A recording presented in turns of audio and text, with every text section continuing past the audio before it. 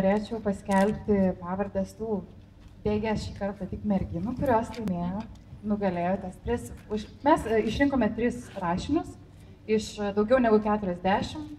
Taip pat norėčiau pasidžiaugti, kad kai kurie rašiniai atkeliavo netgi po galutinio nurodyto termino ir bandė iškovoti tą prizinę vietą, tačiau mes labai laukime jų dalyvavimo kitais metais. Taigi dabar norėčiau paskelbti tas 3 iš pradžių rašinių konkursus. Tai būtų Laura Bilinskaitė. Kviečiame eiti.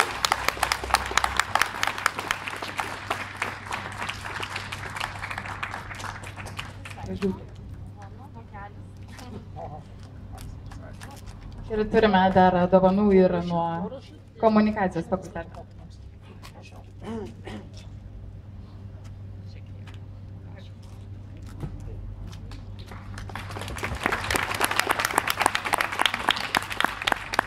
Taip pat dar už rašinį norėčiau pakviesti čia ir Emiliją Gaivenytę.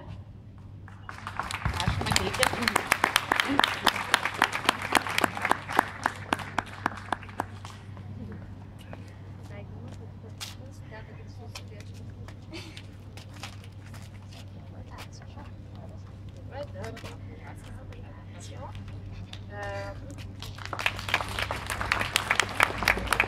Šiais metais sulaukėme dėja tik vieno video darbo, bet mes labai džiaugiamės, kad vis dėlto jo sulaukėme ir kviečiame Kristiną Pažeraitę ateiti atsiimti apdovanojimą.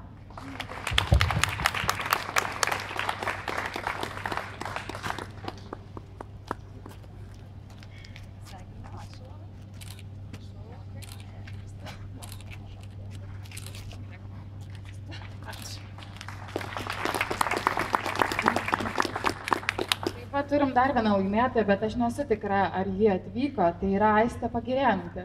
Taip, ji atvyko.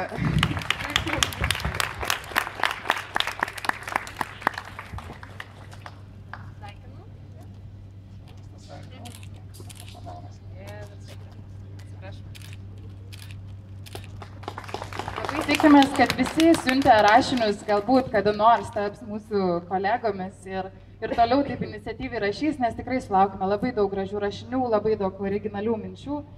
Ir tai ačiū jiems.